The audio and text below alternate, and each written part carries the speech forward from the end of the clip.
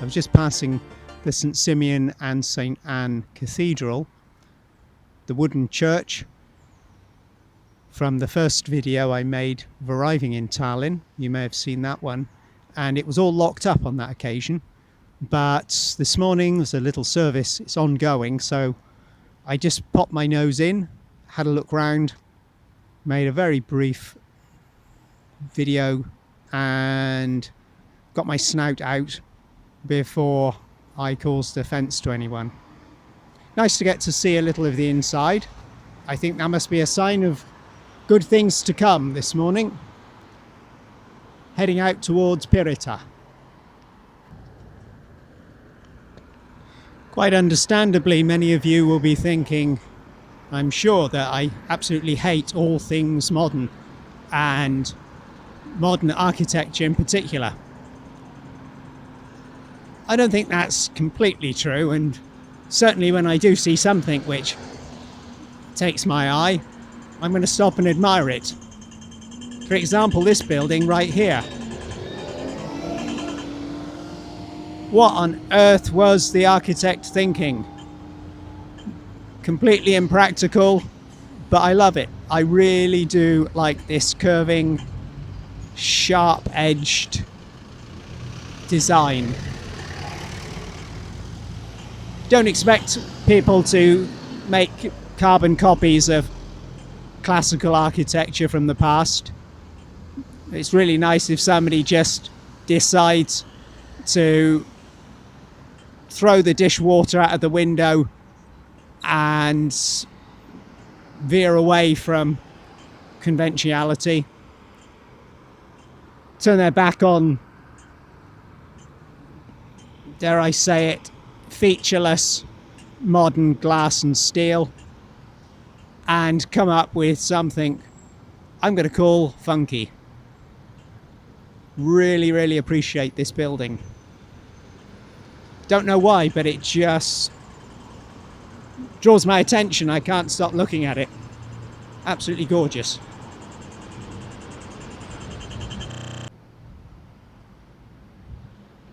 Eki thump. What's going on here? A Tallinn panorama from the old city harbour in the 1900s, courtesy of the Estonian History Museum. Well, if you don't feel like stumping up the hefty entrance fee to go inside any of the historical museums of Tallinn, it looks as though Tallinn's providing some very useful panoramas here on the edge of a reconstruction site close to the terminals where the ferries come in, and I see stretching down here there's even more. Here's another one of those little dog watering spots which you come across walking around Tallinn. This one's just on the edge of a new developed area where, t'other side of Terminal D, there's some major reconstruction work going on, and I think that's probably been the story of this location for a good many decades. Here we are between the terminals and the Rotomani former industrial site, which is now being redeveloped. We walked through there a few days ago. There's an image on a board here of how this area used to look, and by crikey it's changed. Understandably, there once was a little river that would wend its way through here, and as a result this is where various mills set up shop and industry started. Well, industry of a particular kind. Obviously other industries were already operating in Tallinn. Essential industries like the bakeries, the butchers and the bakers. But the long lost Harjapea River, the cradle of Tallinn's industries. I made an attempt yesterday to walk out of the town this way, and head towards the Pirita Beach area. Unfortunately, I wasn't feeling too good when I left the hostel. But the good news is I'm feeling better today.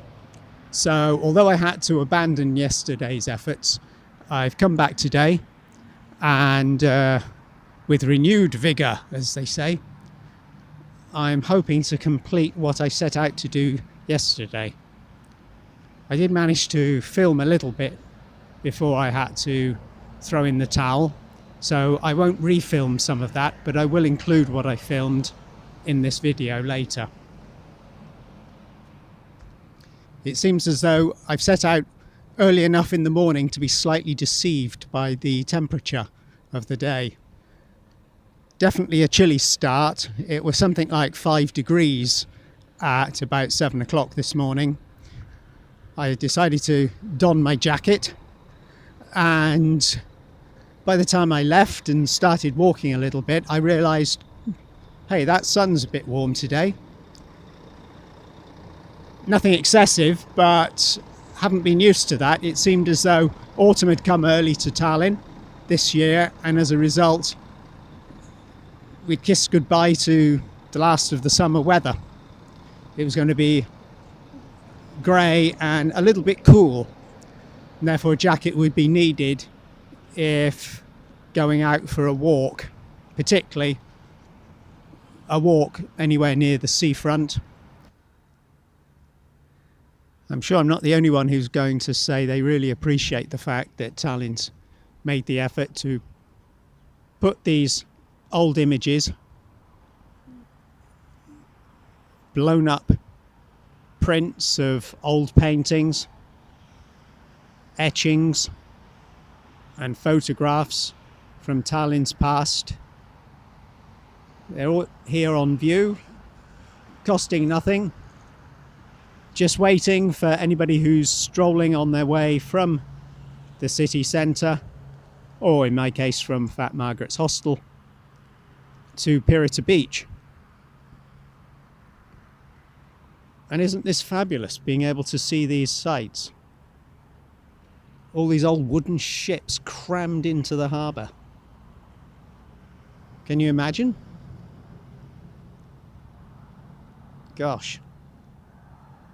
In some ways, looking at history as a whole, it's just such recent times. And in others, particularly when you see the absolutely colossal ferries which come into the harbour these days, it really is a complete world away.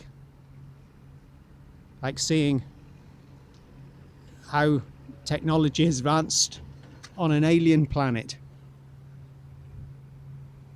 And for some of us,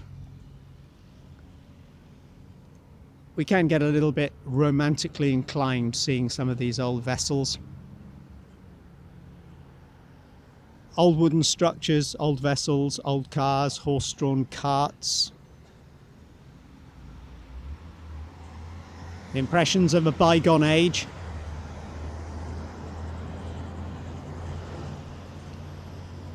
But here's a sort of back to reality, grim image of how miserable and grey it can look in winter. Snow on the ground. But we only have to go round the corner, and thanks to the Maritime Museum of Estonia, we've got some more images of how the port looked in its formative days. Tallinn in the 19th century.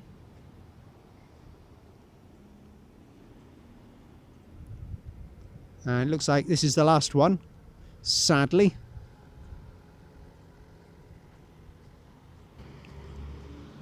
All for free. Lovely. The Baltic Queen. And she's certainly flying her colours today. Getting ready for a cruise, perhaps. I'm not sure if this is a cruise vessel or if it's actually a port-to-port vessel which just runs a regular service between another Scandinavian country and Estonia. It's easy to get carried away thinking that Tallinn is all about the harbour and the various ferries which run between here and Finland and Sweden and perhaps even Riga, I believe. But 100 years ago, back in the 1920s, there were actually a number of seaplanes operating as well. And I'm hoping this old print will show up in the camera I'm using today, just to show you what for me is an attractive old seaplane. Tallinn City also wants you to know that it seems absolutely everything is available here for the tourists and locals alike. I'm not sure what some of these sports or activities can be described as. That one looks painful. You can even escape the office and go freewheeling along the side streets in your office chair, or perhaps borrow, not steal, but borrow a supermarket trolley to get up to hijinks. Parachuting, grabbing the underside of a helicopter. All these activities potentially are at your fingertips here in Tallinn. Just a few more steps and we've reached the beginning of Pirita Beach. Here's an interesting piece of historic information. They found an old wooden hull belonging to a vessel which is called a cog. 500 years old, so nothing too eye-opening, but still the fact it remains after 500 years in reasonably good nick, that's impressive in itself, isn't it? Of course, we get carried away and think, oh, if it was 1,000 years old or 1,500 years old, maybe it would be a Viking longboat and it would be full of treasure. But the cog wasn't, unfortunately.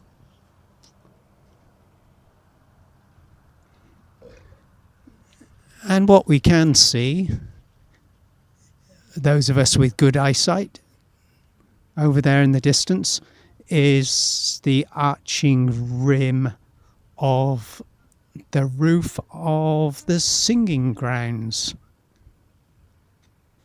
I think. I know it's over there in that direction, and to the left, after some buildings, high-rise buildings, you can just about make out perhaps the TV tower, and even further left, a war memorial. Singing grounds, famous in Estonia. There's a festival every 4 or 5 years, depending on a few circumstances. I think COVID changed things up a little bit a few years back. But the singing grounds, where choirs and individual singing artists of Estonia gather for a grand festival over a number of days, and it really is one of those occasions you want to try and have coincide with your visit to Tallinn, if at all possible. If you're thinking of visiting Tallinn next year, and the singing festival will be taking place actually the year after, I would suggest foregoing your planned trip and just rescheduling so you can take in a fairly rare opportunity to hear some absolutely beautiful, beautiful singing. It really is a splendid occasion, folk costumes as well, and of course there'll be people dancing, and it's something I've myself, just through lack of planning, have never witnessed with my naked eye.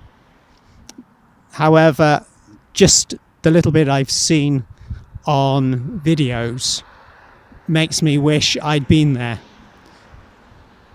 A wonderful event, and you really don't want to visit Tallinn in the summer and miss out by a few days or a few weeks if that festival is going ahead.